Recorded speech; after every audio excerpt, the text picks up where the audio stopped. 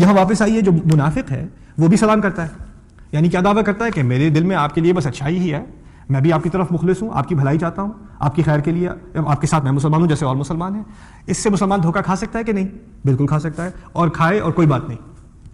کیونکہ اس کی کوشش ہے یخادعون اللہ والذین، اس کی کوشش جاری رہے گی اللہ تعالیٰ کو دھوکہ دینے کی اور مسلمانوں کو دھوکہ دینے کی، لیکن اللہ تعالیٰ کی طرف سے کیا گارنٹی ہے؟ وما یخدعون الا انفسہم، وہ کسی کو بھی دھوکہ نہیں دے رہے سوائے اپنے آپ کو۔ تمہیں اس کے دھوکے کو ظاہر کرنے کی کوئی ضرورت نہیں ہے، وہ اپنا کام خود ہی تمام کر لے گا، وہ اپنے آپ کو دھوکہ دے رہا ہے۔ اور ما کا لفظ عربی میں جب استعمال ہوتا ہے نفی کے لیے، جیسے لا ہے ولا یشعرون وما یشعرون، جب ما کا لفظ استعمال ہوتا ہے تب استعمال ہوتا ہے جب تمہیں کوئی غلط فہمی ہو، اس کو دور کرنا ہو۔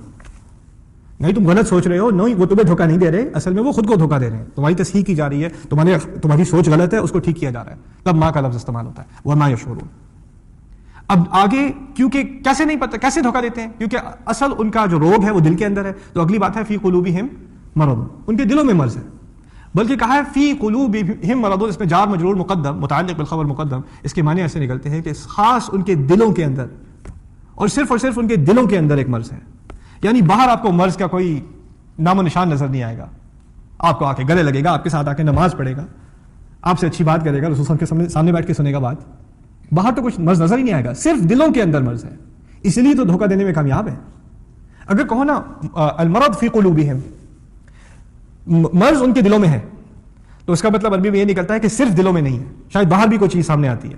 لیکن اگر کہو فی قلوبہم مرض تو پھر سمجھ میں آتی ہے دھوکہ کیسے دیتے ہیں، بات اندر تک چھپائی ہوئی ہے، صرف دلوں کے اندر ہی ہے مرض، اور گہرائی میں دل کے